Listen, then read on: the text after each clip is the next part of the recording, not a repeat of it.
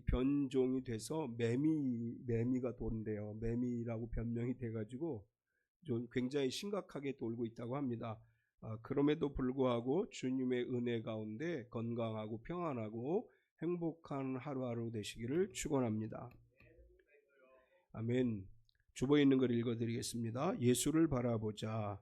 우리 뇌는 매일 쏟아지는 정보 중에서 중요하다고 판단하는 것을 골라 그것에 집중하게 만듭니다. 그때부터 연관된 것들이 자연스럽게 눈에 들어오기 시작합니다. 빨간 차를 떠올리는 순간 빨간 차가 눈에 들어오면서 빨간 차가 이렇게 많았나 생각하게 됩니다. 사실 빨간 차가 많아진 것이 아니라 우리의 시선이 빨간 차로 향한 것입니다. SNS를 사용하다 보면 수많은 추천 영상과 광고가 눈에 들어옵니다. 우리가 무심코 본 영상과 광고를 분석해 비슷한 종류의 콘텐츠를 추천합니다. 결국 SNS에 올라오는 영상은 현재 나의 관심과 시선이 어디를 향하고 있는지를 비춰주는 거울인 셈입니다. 생각이 시선을 결정하고 시선은 삶의 풍경을 바꿉니다. 보는 대로 믿는 것이 아니라 믿는 대로 보게 됩니다. 문제에만 몰두하면 세상이 온통 벽처럼 느껴지지만 예수님을 생각하고 시선을 예수님께 돌리면 새로운 길이 보이기 시작합니다. 죽음을 이기시고 부활하신 예수님께 우리의 생각과 시선을 고정할 때 미처 보지 못했던 은혜의 풍경이 우리의 삶에 비춰질 것입니다. 믿음의 주요 또 온전하게 하시는 이인 예수를 바라보자. 히브리서 12장 2절. 그렇죠. 우리가 뭘 보느냐에 따라서 그 바라보는 것의 관점에 모든 것이 집중되는 걸 볼 수 있습니다. 우리가 예수님에게 시선을 고정하고 하나님을 향해서 나아갈 때 우리의 삶이 하나님의 인도하심을 따라 살아가게 될 줄 믿습니다. 우리가 신앙생활하면서 엠마오라는 지명을 아주 많이 들어본 것 같죠. 성경에 엠마오라고 하는 지명이 왠지 많이 나올 것 같아요. 그런데 여기 딱 한 번만 나와요. 다른 구약과 성경을 신약을 통틀어서 엠마오라고 하는 지명은 오직 여기 한 번만 나와요. 그것도 하나. 그런데 우리는 왠지 모르게 엠마오를 많이 읽은 것 같아요. 그렇게 생각되죠. 엠마오라는 이야기를 많이 들었기 때문에 엠마오가 왠지 성경에 많이 나올 것 같아요. 예수님께서 십자가에 달려 돌아가시고 부활하셨지만 부활하신 예수님을 만나지 못한 두 제자가 엠마오로 내려가다가 예수님을 만난 이야기가 기록되어져 있기 때문에 우리나라에서 이 부분을 많이 강조하고 엠마오 마을로 가는 두 제자 찬양도 하고 그러다 보니까 굉장히 많이 나오는 줄 알아요. 근데 사실은 이 엠마오라고 하는 단어의 뜻은 원래 히브리어로 함마 또는 함마라고 하는 단어에서 유래가 됐는데 따뜻한 샘, 온천이라고 하는 뜻을 가지고 있습니다. 그래서 아마도 엠마오는 온천이 나오는 따뜻한 샘이 나오는 휴양지일 것이다. 이렇게 사람들이 이야기를 하고 사람들의 피로를 풀고 육신의 질병을 치료하고 안락한 쉼을 누리기 위해서 이곳을 많이 찾았던 곳으로 그렇게 이제 볼 수 있습니다. 오늘 본문에서 예루살렘에서 엠마오까지를 25리라고 표현했습니다. 10리는 4km죠. 그러니까 25리는 10km를 이야기하는데 그런데 이 헬라어에서 25리라고 표현되어진 단어는 스타디우스 헤스콘타라고 하는 단어를 썼는데 이 단어를 정확하게 거리로 환산하면 약 11.2km 정도 된다고 합니다. 예루살렘에서 엠마오까지는 대략 그래서 우리가 10에서 11km 정도 될 것이다. 이렇게 추정하고 있는데 예수님께서 십자가에 돌아가신 사건은 제자들에게 감당하기 힘든 충격적 사건이었죠. 3년 전에 예수님을 따라다니던 제자들은 희망을 가졌습니다. 예수님께서 병자를 고치고 죽은 자를 살리시고 오병이어의 기적을 행하시고 물 위를 걸으시고 바람을 잔잔하게 하시고 그래서 이 제자들은 엄청난 그 예수 그리스도의 기적을 보면서 마음속에 큰 비전을 가지고 있었을 것입니다. 예수님이 예루살렘에 입성하실 때만 해도 제자들은 자리 다툼을 했죠. 이제 요한과 야고보의 어머니가 오셔서 당신의 나라에 이르거든 내 아들을 한쪽은 하나는 오른쪽에 하나는 왼쪽에 앉혀 주옵소서라고 이야기하고 그것을 계기로 해서 자리 다툼이 일어났었습니다. 그런데 실제로 예루살렘에 입성해서 예수님이 보여주신 모습은 제자들에게 충격이었어요. 예수님이 아무런 반항도 하지 않으시고 군인들에 잡혀가셔서 십자가에 처참하게 돌아가셨어요. 그 모습을 바라보던 제자들은 너무나 충격이 컸어요. 다른 사람들보다도 제자들에게 있어서 예수님의 3년간의 사역이라고 하는 것은 엄청난 것이었고 그들은 엄청난 희망과 소망을 가지고 예수님을 바라보았습니다. 그런데 정말 무기력하게 아무런 대항도 하지 않으시고 자기 변호도 하지 않으시고 십자가에 처참하게 죽으시는 모습을 보고 제자들은 엄청 충격에 빠지게 됐고, 그래서 사실은 예수님이 부활하셨다는 이야기를 듣고도 제자들이 믿지 못해요. 이제 무덤에 갔던 여인들이 와서 예수님이 부활하셨다 그런 이야기를 했음에도 불구하고 제자들이 그것을 받아들이지 못해요. 오늘 본문에 등장하는 이 두 사람도 역시 마찬가지입니다. 좌절하고 실망하고 좌절한 모습을 가지고 예루살렘을 떠나서 엠마오로 가고 있는 이 제자들의 이야기, 그들의 걸음걸이는 얼마나 비참한 걸음걸이겠습니까? 이제 우리가 그러면 이 사람들은 누구일까? 이제 두 가지 해석이 있습니다. 하나는 이 사람들은 제자라고 보기보다는 예루살렘의 유월절 축제를 지내기 위해서 왔던 사람들 중에 예수님을 믿는 사람들이었을 것이다. 그래서 축제가 끝나고 나서 이제 유월절을 지내고 축제가 지내고 나서 그들이 이제 엠마오로 돌아가고 있었을 것이다. 이렇게 해석하는 것이 있는데, 전체적인 내용으로 보면 이 사람들이 제자라고 하는 것은 분명한 사실이에요. 물론 12제자는 아니더라도 예수님의 제자라고 불려지던 사람들에 포함되어 있던 사람인 것은 분명합니다. 이 사람들이 이제 부활하신 예수님을 만나고 예수 그리스도의 부활의 소식을 들었음에도 불구하고 실망한 채로 엠마오로 가던 중에 예수님을 만나게 되죠. 예수님이 그들과 동행하시게 됐고 그들이 눈이 밝아져 예수님인 줄 알고 엠마오로 가던 길에서 부활하신 예수님을 만난 다음에 다시 예루살렘으로 돌아갔습니다. 말씀의 전개를 보면 예수님께서 십자가에 달려 돌아가셨다고 하는 충격과 슬픔 속에서 예루살렘을 떠나 엠마오로 가고 있었던 그들의 발걸음에는 희망 대신에 실망, 확신 대신에 의심과 절망이 가득했습니다. 절망을 안고 엠마오로 가던 중에 부활하신 예수님이 그들을 찾아오셨고 주님을 만남으로 인해서 그들이 다시 예루살렘으로 돌아가게 됨으로 인해서 오늘 말씀의 제목을 엠마오에서 예루살렘으로 라고 하는 제목으로 말씀을 나누려고 합니다. 오늘 말씀에서 우리가 발견할 수 있는 것은 첫 번째로 엠마오로 가는 제자들입니다. 오늘 말씀은 이렇게 시작하죠. 13절을 보면 그날에 그들 중 둘이 예루살렘에서 25일이나 되는 엠마오라 하는 마을로 가면서 예수님께서 십자가에 달려 돌아가시긴 했지만 안식 후 첫날 부활하셨습니다. 그럼에도 불구하고 이 제자들은 부활하신 주님을 보지 못했기 때문에 실제로 마음에 부활에 대한 믿음이 없었던 거예요. 만약 정말 예수님이 부활하셨다고 믿었다면 예루살렘을 떠나지 않았겠죠. 예루살렘에 머물렀을 거예요.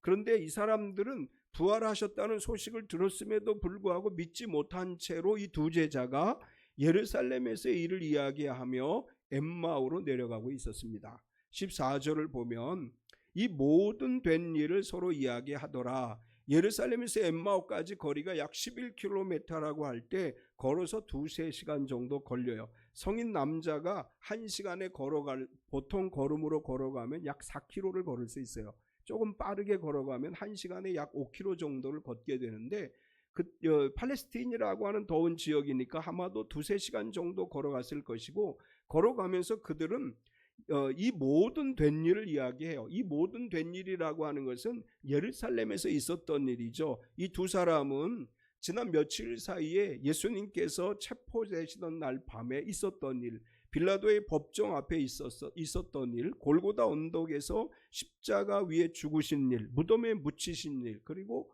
오늘 아침에 여인들을 통해서 그분이 부활하셨다는 소식을 들은 일, 이제 이런 이야기들을 하면서 엠마오로 내려가고 있었습니다.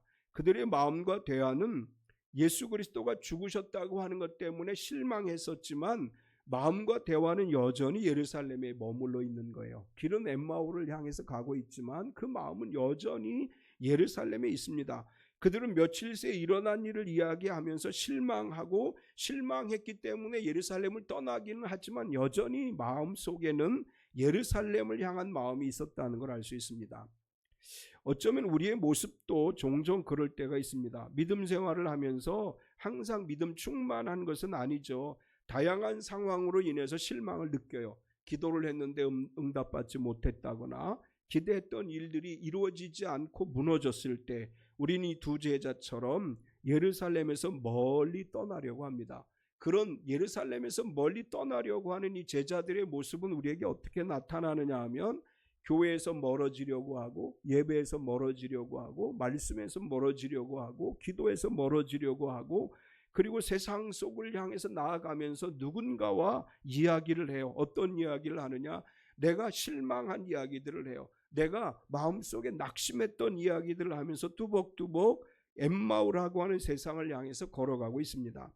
실망을 안고 엠마오로 가던 그 제자들에게 예수님께서 함께 가셨습니다. 15절과 16절을 보면 그들이 서로 이야기하며 문의할 때 예수께서 가까이 이르러 그들과 동행하시나 그들의 눈이 가리워져서 그인 줄 알아보지 못하거늘 그들은 아주 무거운 마음으로 대화를 하고 있었습니다. 너무나 마음이 아프고 상처가 되고 슬픈 얼굴을 하고 이야기하고 있었는데 어느 순간 예수님이 조용히 그들 곁에 다가오셨어요. 부활하신 주님은 그들에게 다가가셔서 그들과 함께 실망을 안고 가고 있는 제자들과 함께 엠마오로 가고 있었습니다. 그들이 예수님을 찾아간 게 아니고 예수님이 그들을 찾아가셨습니다. 실망한 채로 엠마오로 가던 그들에게 부활하신 주님이 찾아오셨습니다. 그런데 그들의 눈이 가리워져서 예수님인 줄 몰랐어요. 예수님인 줄 볼 수가 없었습니다. 이것은 왜 이제 여러 가지 견해가 있어요. 왜 못 알아봤느냐? 예수님이 십자가에 달리실 때와 부활했을 때의 모습이 다르기 때문이다. 이렇게 해석하기도 합니다. 그런데 실제로 이 엠마오로 가던 두 제자는 실망과 슬픔으로 가득 찬 마음을 가지고 있었기 때문에 자기 곁에 있는 예수님을 못 알아본 것이다. 이렇게 볼 수 있어요. 우리 아까 주보에 있는 글 내가 생각하고 있는 것만 보인다고 했잖아요. 십자가에 달린 예수님만 생각했기 때문에 부활하신 예수님을 볼 수 없습니다. 우리가 세상을 살아가면서 낙심과 절망의 눈으로 세상을 바라보면 내 곁에 주님이 계신 걸 몰라요. 주님은 언제나 내 곁에 계심에도 불구하고 우리가 실망하고 낙심하고 좌절하고 절망 가운데 살아가면 내 옆에서 내 손 잡아주시는 주님이 함께 하심을 느끼지 못하고 깨닫지 못하고 볼 수 없습니다. 그런데도 불구하고 예수님은 그들의 슬픔을 아셨기 때문에 눈이 열리기 전까지 그들과 함께 동행을 하셔요. 우리가 눈물로 살아갈 때 주님 우리 곁에 계십니다. 우리가 실망하고 절망하고 낙심할 때 주님 내 곁에 계셔요. 그리고 내 손을 잡아주십니다. 예수님을 알아보지 못한 제자들은 슬픈 빛을 띠고 머물러 섰습니다. 17절을 보면 예수께서 이르시되 너희가 길 가면서 서로 주고받고 하는 이야기가 무엇이냐 하시니 두 사람이 슬픈 빛을 띠고 머물러 서더라. 예수님은 엠마오로 가는 제자들에게 이렇게 물어봐요. 너희들 무슨 얘기를 하니? 왜 지금 무슨 얘기하는 거야? 이렇게 물어보니까 그들이 슬픈 빛을 띠고 서 있었어요. 원문에 보면 헬라어 원문에 슬픈 빛을 띠다라고 하는 말은 얼굴이 어둡게 내려앉다, 깊은 슬픔으로 슬픔의 표정을 드러내다 이런 뜻을 가지고 있는데 제자들이 하고 있는 슬픈 표정은 사실은 실망한 믿음의 얼굴이라고 할 수 있습니다. 하나님은 믿지만 낙심한 얼굴, 소망을 이야기하지만 눈물이 고인 얼굴을 하고 있습니다. 우리가 종종 엠마오로 가는 제자들처럼 신앙생활하면서 실망한 눈을 하고 실망한 얼굴을 하고 온통 슬픔에 가득한 그런 모습으로 살아갈 때가 있어요. 이런 우리들에게 예수님 다가오셔서 이렇게 말씀하십니다. 너는 지금 어떤 생활을 하니? 너는 지금 어디로 가고 있니? 지금 너는 무슨 이야기를 하고 있니? 예수님 우리에게 이렇게 질문하셔요. 주님은 우리의 슬픔에 무관심한 분이 아니에요. 우리에게 오셔서 너 왜 슬퍼해? 너 왜 울고 있어? 너 왜 걱정하고 있어? 이렇게 말씀하지 않으시고 우리의 이야기를 들으시려고 그래요. 너 왜 그렇게 슬퍼하니? 너 뭐 이렇게 아프니? 예수님 이렇게 우리에게 질문하십니다. 예수님은 우리 아픈 고백을 들어주시기를 원하셔요. 예수님 우리의 고통을 듣기 원하십니다. 예수님은 우리의 말을 듣고 우리를 위로해 주시기를 원하시는 분이십니다. 두 번째로 부활을 믿지 못한 제자들을 볼 수 있습니다. 슬픈 얼굴을 하고 서 있는 제자 중에 글로바라 하는 사람 이름이 등장하죠. 이 글로바라고 하는 사람은 누구일까? 이제 글로바라는 사람을 두 가지로 추정을 하는데, 요한복음 19장 25절에 보면 예수의 십자가 곁에는 그 어머니와 이모와 글로바의 아내 마리아와 막달라 마리아가 섰는지라. 여기 보면 글로바의 아내 마리아라는 이름이 등장을 하는데, 이 구절을 근거로 해서 마리아의 남편인 글로바일 것이다, 이렇게 보는 첫 번째 견해가 있고, 두 번째 견해는 유대인 역사학자인 유세비우스라고 하는 학자가 이야기하기를 초대교회인 예루살렘 교회 감독 시몬의 아버지가 바로 이제 글로바다, 이렇게 유세비우스는 이야기를 했습니다. 이름이 언급되긴 했지만 누구인지에 관한 자료는 더 이상 등장하지 않지만 우리는 아마도 마리아의 아내 글로바일 것이다, 이렇게 추정을 합니다. 그렇다면 이제 두 제자 중에 한 사람의 이름은 나왔는데 한 사람의 이름은 나오지 않았죠. 그래서 아마도 그의 아내 마리아일 것이다, 이렇게 이제 우리가 추정을 해봅니다. 중요한 것은 예수님이 그들에게 질문을 했죠. 너희 도대체 왜 그런 얼굴을 하고 왜 그렇게 슬퍼하니? 라고 물었을 때 그들이 이렇게 대답을 합니다. 모든 일에 능한 선지자를 십자가에 못 박았다. 18절에서 21절까지를 보면 그 한 사람인 글로바라 하는 자가 대답하여 이르되 당신이 예루살렘에 체류하면서도 요즘 거기서 된 일을 혼자만 알지 못하느냐? 이르시되 무슨 일이냐? 이르되 나사렛 예수의 일이니 그는 하나님과 모든 백성 앞에서 말과 일에 능한 선지자이거늘 우리 대제사장들과 관리들이 사형 판결에 넘겨주어 십자가에 못 박았느니라. 우리는 이 사람이 이스라엘을 속량할 자라고 바랐노라. 이뿐 아니라 이 일이 일어난 지가 사흘째요. 이제 글로바가 이렇게 대답을 해요. 아니 예수님이 무슨 일을 그렇게 이야기하니라고 물어봤더니 글로바가 다시 반문을 해요. 아니 당신은 예루살렘에 있었으면서도 예루살렘에서 일어난 일을 모르고 있습니까? 이렇게 질문을 한 다음에 우리가 하는 일은 나사렛 예수에 관한 일입니다, 그렇게 글로바가 대답을 합니다. 그러면서 그는 이렇게 이야기해요. 우리는 그분이 하나님과 모든 백성 앞에서 말과 일에 능한 선지자인 줄 압니다, 이렇게 대답을 합니다. 그리스도라고 이야기하지 않아요. 메시아라고 이야기하지 않고 그분은 말과 일에 능한 선지자인 것을 우리가 압니다. 이 말은 그 예수 그리스도를 따라다니고 그분이 행하시는 일들을 볼 때 처음에 그리스도라고 하는 기대가 있었지만 십자가에 못 박혀 죽으심으로 인해서 글로바는 그리스도라고 믿지 않았고 선지자라는 믿음을 가지고 있었다라는 것을 알 수 있습니다. 예수님이 십자가에 죽으심으로 말미암아 그의 기대가 깨졌고 무너졌고 그래서 그리스도라고 말하지 않고 선지자라고 말해요. 그러면서도 글로바는 이렇게 이야기합니다. 우리는 이 사람이 이스라엘을 속량할 자라고 바랬노라. 바랬노라라고 하는 말은 과거형이에요. 십자가에 달려 돌아가시기 전까지 글로바를 비롯해서 많은 제자들이 예수 그리스도께서 이스라엘을 속량할 자, 구원해 줄 자, 우리를 해방시켜 줄 자라는 믿음을 가지고 있었는데 십자가에 달려 돌아가시는 순간 그들의 기대가 다 무너져 버렸고 그래서 과거형이 되어 버렸습니다. 예수님께서는 자신들이 원하는 방법으로 우리를 해방시켜 주시지 않았기 때문에 우리가 소망을 다 잃어버렸다라고 하는 표현이죠. 우리가 하나님의 방법이 아닌 내가 원하는 방법으로 내가 원하는 시간에 응답하지 않을 때 우리도 이런 고백을 해요.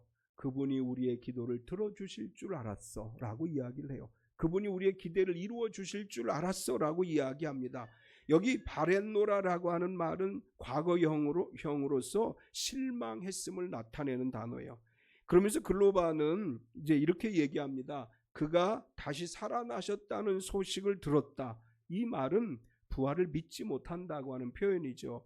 22절에서 24절까지를 보면 또한 우리 중에 어떤 여자들이 우리로 놀라게 하였으니 이는 그들이 새벽에 무덤에 갔다가 그의 시체는 보지 못하고 와서 그가 살아나셨다는 천사들이 나타남을 보았다 함이라. 또 우리와 함께한 자 중에 두어 사람이 무덤에 가 과연 여자들이 말한 바와 같음을 보았으나 예수는 보지 못하였느니라 하거늘. 이제 글로바는 예수 그리스도의 죽음에 관한 이야기, 그리고 우리가 과거에 이런 기대를 했다라는 이야기와 함께 우리가 소식을 들었는데 그분이 부활했다는 얘기를 여인들이 전해 주었고, 두어 제자 베드로와 요한이 무덤에 가서 빈 무덤을 보고 왔지만 우리는 그분을 보지 못했다. 이 말은 정보는 있어요. 예수님이 부활했다는 정보는 있고, 여인들이 와서 예수님이 부활한 것을 내가 보았다, 사실의 이야기도 들었어요. 그런데 이 엠마오로 가는 두 제자는 예수님의 부활을 믿을 수 없었다는 것을 알 수 있습니다. 예수님이 십자가에 돌아가신 사건이 워낙 큰 일이기 때문에 예수님을 보지 않는 이상 그들이 부활을 믿을 수 없다, 이런 태도를 보이죠. 이것은 사도 도마의 고백과도 같아요. 요한복음 20장 25절을 보면 다른 제자들이 그에게 이르되 우리가 주를 보았노라 하니 도마가 이르되 내가 그의 손에 못자국을 보며 내 손가락을 그 못자국에 넣으며 내 손을 그 옆구리에 넣어보지 않고는 믿지 아니하겠노라 하니라. 지금 글로바의 대답도 똑같은 대답이에요. 도마도 역시 직접 만나보고 만져보지 않고는 믿지 못하겠다, 이런 태도를 보이고 있는데 글로바도 역시 그런 태도를 보였다는 것을 우리가 알 수 있습니다. 이런 글로바와 함께 가는 그 제자에게 세 번째로 기록된 말씀으로 설명해 주셨습니다. 예수님의 부활 소식을 듣고도 믿지 못하는 이 제자들에게 깨닫게 하시는데 예수님 먼저 이렇게 말씀하셔요. 모든 것을 마음에 더디 믿는 자들이요, 이렇게 말씀을 해요.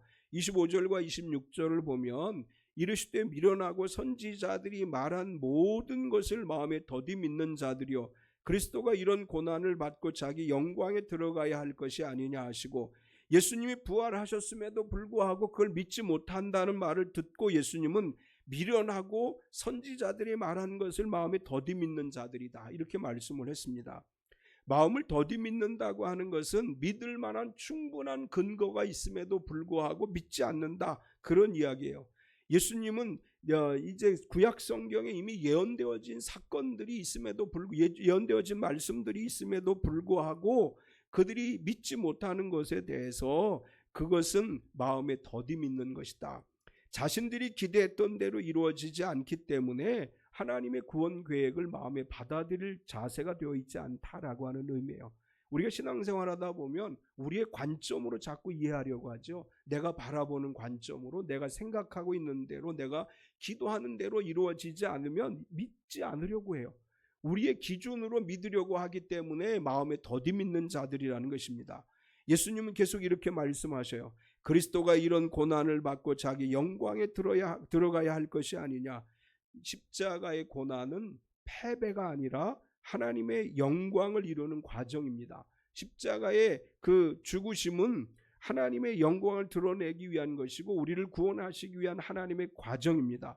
그래서 이제 예수님은 자기에 관한 것을 자세히 설명해 주셨습니다.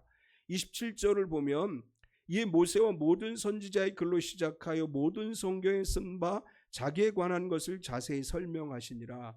예수님은 이 두 제자에게 성경 강해를 해주셨어요. 모세오경으로부터 시작해서 선지자의 글까지 구약의 예수 그리스도의 오심에 관해서, 고난받으심에 관해서, 부활하심에 관해서 예언한 말씀을 설명해 주시기 시작합니다. 제일 먼저 창세기에는 여자의 후손의 뱀의 머리를 상하게 할 것이다 라는 말씀을 설명해 주셨을 것이고, 6월절 어린 양의 피로 구원받는 이야기, 출애굽의 이야기를 말씀해 주셨을 것이고, 이사야 53장의 고난받는 종에 관한 예언의 말씀을 설명해 주셨을 것이고, 시편 22편의 십자가 장면에 대한 예언의 말씀을 설명해 주셨을 거예요. 성경은 하나님의 구원 이야기예요. 성경은 하나님이 우리를 어떻게 구원하시는지를 보여주는 책입니다. 예수님은 구약의 그 말씀들을 인용해서 예수 그리스도를 증거하셨고, 구약의 모든 말씀들은 결국 예수 그리스도를 향하고 있기 때문에 구약의 말씀을 통해서 내가 곧 그리스도이다 라고 하는 것을 말씀해 주신 것입니다. 오늘 우리가 성경을 읽을 때도 마찬가지죠. 우리는 성경을 통해서 예수님을 만나야 돼요. 성경을 읽으면 예수님에게 집중되고 있어요. 성경을 통해서 예수님을 만나고 비로소 예수님을 만남으로 인해서 우리의 삶의 변화가 일어나고 하나님의 능력을 경험하게 될 것입니다. 마지막 네 번째로 다시 예루살렘으로. 성경을 풀어서 말씀하시는 예수님의 말씀을 들은 제자들은 발걸음을 예루살렘으로 돌리게 돼요. 예수님께서 그들에게 떡을 떼어 주실 때 눈이 밝아져 알아보게 됩니다. 28절에 31절까지를 보면 그들이 가는 마을에 가까이 가매 예수는 더 가려 하는 것 같이 하시니 그들이 강권하여 이르되 우리와 함께 유하사이다. 때가 저물어 가고 날이 이미 기울었나이다 하니 이에 그들과 함께 유하로 들어가시니라. 그들과 함께 음식 잡수실 때에 떡을 가지사 축사하시고 떼어 그들에게 주시니 그들의 눈이 밝아져 그인 줄 알아보더니 예수는 그들에게 보이지 아니하시는지라. 엠마오로 가까이 왔을 때 예수님 더 가시려고 했고 제자들은 예수님을 모시고 엠마오로 들어갔습니다. 이제 날이 저물었으니까 엠마오에서 우리 함께 하룻밤을 지내세요 이렇게 이야기하고 예수님을 모시고 들어가서 식사할 때 예수님께서 떡을 가지사 축사하시고 떼어 주시는 순간 그들의 눈이 밝아져 그인 줄 알아보았다 이렇게 기록을 하죠. 이제 어떤 주석가들은 이 부분을 성찬으로 해석을 해요. 예수님께서 떡을 떼어 주시고 축사하시고 나누어 주실 때를 이제 이 성찬을 의미하는 것으로 해석을 해서 성찬을 대할 때 눈이 밝아져 예수님을 알아보게 됐다 이렇게 해석하기도 하는데 여기서 성찬의 의미라고 보기보다는 이제 일상이죠. 예수님과 대화를 하던 중에 그들의 눈에서 슬픔이 벗겨졌어요. 그들의 관점의 변화가 일어났어요. 이제 예수님의 죽음에 대해 실망했던 그들은 길에서 예수님의 말씀을 듣는 순간 그들의 마음에 부활하신 예수님을 바라보는 마음이 생겨났어요. 그래서 예수님이 축사하시고 떡을 떼는 순간 그들의 눈을 가리고 있던 것들이 벗겨지고 예수님을 볼 수 있게 됐습니다. 우리의 눈을 가로막고 있는 영적 어두움들이 물러가야 돼요. 말씀을 읽을 때 하나님을 찬양할 때 기도할 때 우리를 가리고 있었던 절망, 슬픔, 좌절, 근심, 염려의 모든 가린 것들이 벗겨지게 될 때 하나님이 주시는 비전을 볼 수 있습니다. 그들은 이렇게 고백을 하죠. 성경을 풀어주실 때 우리 마음이 뜨거웠다. 32절을 보면 그들이 서로 말하되 길에서 우리에게 말씀하시고 우리에게 성경을 풀어주실 때에 우리 속에서 마음이 뜨겁지 아니하더냐 하고 예수님이 보이지 않게 됐죠. 이제 예수님이 떡을 떼주시고 눈이 밝아져 그들이 예수님을 보는 순간 예수님은 사라졌어요. 그럴 때 자기들끼리 얘기하는 거예요. 우리 길에서 예수님의 말씀을 들을 때 우리 마음이 뜨겁지 아니하더냐, 우리 마음이 뜨거워지지 않았느냐, 이렇게 그들이 스스로 고백을 합니다. 우리가 말씀을 들을 때 우리 마음이 뜨거워지는 역사가 일어나야 돼요. 우리 마음이 하나님의 은혜로 뜨거워지고 성령으로 뜨거워지고 그리고 진리를 깨닫게 되는 역사가 일어나야 됩니다. 예배를 드릴 때 마음이 뜨거워지고 말씀을 읽을 때 말씀을 들을 때 마음이 뜨거워지고 기도할 때 마음이 뜨거워지고 찬양할 때 마음이 뜨거워짐으로 인해서 우리 마음속에 모든 염려와 근심과 걱정이 사라지고 주님을 만나는 역사가 일어날 줄 믿습니다. 그들은 그래서 다시 예루살렘으로 돌아갔습니다. 33절에서 35절까지를 보면 곧 그때 일어나 예루살렘으로 들어가 보니 11제자 및 그들과 함께한 자들이 모여 있어 말하기를 주께서 과연 살아나시고 시몬에게 보이셨다 하는지라. 그 두 사람도 길에서 된 일과 예수께서 떡을 떼심으로 자기들에게 알려주신 것을 말하더라. 제자들은 깨닫게 되자 곧바로 예루살렘으로 돌아갔어요. 시간은 지금 밤이에요. 깜깜한 밤이에요. 그런데 11km 약 2시간에서 3시간 정도 되는 거리를 급히 걸어서 예루살렘으로 돌아갔습니다. 그들은 예수 그리스도의 죽음에 절망해서 엠마오라고 하는 곳으로 내려갔지만 부활하신 주님을 만난 다음에 엠마오에 머물 수가 없었어요. 부활하신 주님을 만났기 때문에 이제 더 이상 엠마오가 아니라 예루살렘으로 돌아갑니다. 엠마오는 실망의 자리예요. 엠마오는 낙심의 자리예요. 슬픔의 자리예요. 그런데 그 모든 것들을 걷어내고 이제는 증인의 자리로, 공동체의 자리로, 사명의 자리로 돌아가서 그들이 하나님 나라를 위한 일꾼이 됐습니다. 예루살렘에 도착했을 때 제자들이 모여 있었고 그들은 길가에서 주님을 만난 이야기를 증언해요. 우리가 부활하신 주님을 만났다. 엠마오로 가는 상황은 누구나 있을 수 있습니다. 우리가 신앙생활하면서 매일 좋고 형통하고 감사할 일만 있으면 좋은데 그렇지 못하잖아요. 기도해도 응답이 없는 것 같고 나에게는 왜 이런 어려움만 오는 것 같은가 마음으로 실망이 들어올 때가 있어요. 그럴 때 우리가 엠마오로 가는 낙심한 마음을 가지고 살아가는 그 순간에 주님이 찾아오십니다. 우리 마음속에 찾아오시고 우리에게 말씀해 주세요. 그리고 우리 손을 붙잡아 주십니다. 기도와 찬양으로 말씀으로 주님을 만나고 영의 눈이 열려서 부활하신 주님을 만나고 엠마오라고 하는 도피처, 엠마오라고 하는 슬픔의 자리, 실망의 자리, 좌절의 자리가 아니라 예루살렘으로 돌아가서 예수 그리스도의 부활을 증거하고 부활의 능력을 경험하고 부활의 증인이 되는 삶을 살아가야 될 줄 믿습니다. 하루하루의 삶이 엠마오로 가는 길이 아니라 예루살렘을 향해서 가는 길이 되고 하나님의 은혜를 누리는 복된 삶이 되시기를 축원합니다. 참 좋으신 하나님 감사합니다. 예수 그리스도의 죽음을 본 두 제자, 그들은 부활하신 이야기를 들었음에도 불구하고 마음에 가려져 있는 슬픔과 또한 절망이라고 하는 가려짐으로 인해 부활하신 주님이 옆에 계심에도 볼 수 없었습니다.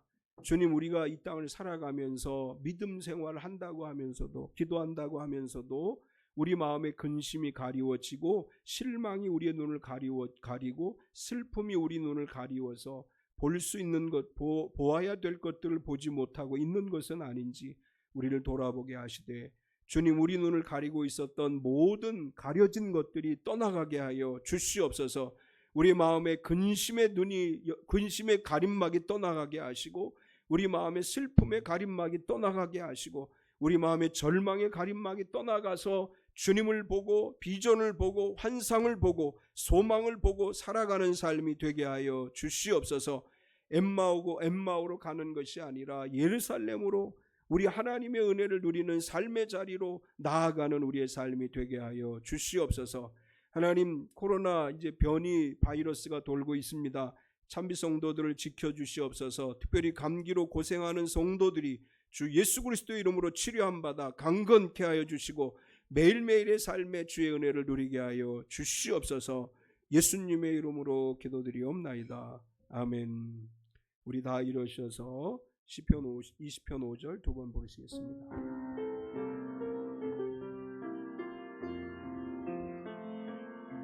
우리가 너의 승리로 갤갈을 부르며 우리 하나님의 이름으로 깃발을 세우며 여호와께서 너의 기도를 여호와께서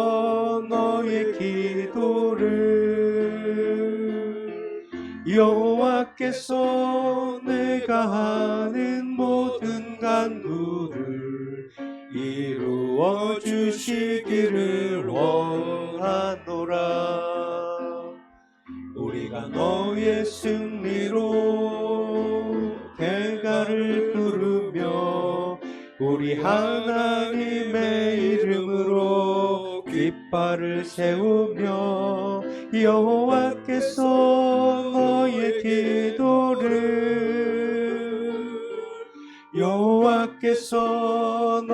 기도를 여호와께서 내가 하는 모든 간구를 이루어 주시기를 원하노라. 아멘. 서기현 안수집사님 표지 청하겠습니다. 몸은 건강하게, 마음은 평안하게, 삶은 행복하게. 아멘. 사랑하는 참비 성도 여러분, 때로 실망해서 슬픈 얼굴을 하고 엠마오로 가는 제자 같은 길을 갈 때가 있지만 함께 하시는 주님을 의지해서 다시 힘을 내서 우리가 가야 할 길로 나아가시기 바랍니다. 아멘. 여호와는 내게 복을 주시고 너를 지키시기를 원하며 여호와는 그의 얼굴을 내게 비추사 은혜 베푸시기를 원하며 여호와는 그 얼굴을 내게로 향하여 두사 평강 주시기를 원하노라. 아멘. 지금은 우리 주 예수 그리스도의 은혜와 독생자 예수님을 우리에게 보내주신 하나님 아버지의 지극하신 사랑하심과 성령님의 내주 충만하시며 교통하시는 은혜가 거룩하고 복된 날 주님 앞에 나와 기쁨으로 예배하고 말씀으로 은혜 받고 세상을 향해 나아가는 우리 모든 성도들 머리 위에와 그의 가정과 경영하는 사업체와 속해 있는 직장과 교회와 이 나라와 이 민족 위에와 북한에 있는 우리 사랑하는 형제 자매들과 세계 곳곳에 흩어져 선교 사역을 감당하는 선교사들의 사역 위에와 지구촌 곳곳에서 핍박받는 모든 그리스도인들 위에와 전쟁 가운데 눈물로 평화를 위해 기도하는 모든 성도들 머리 위에 영원토록 함께 있을지어다. 아멘.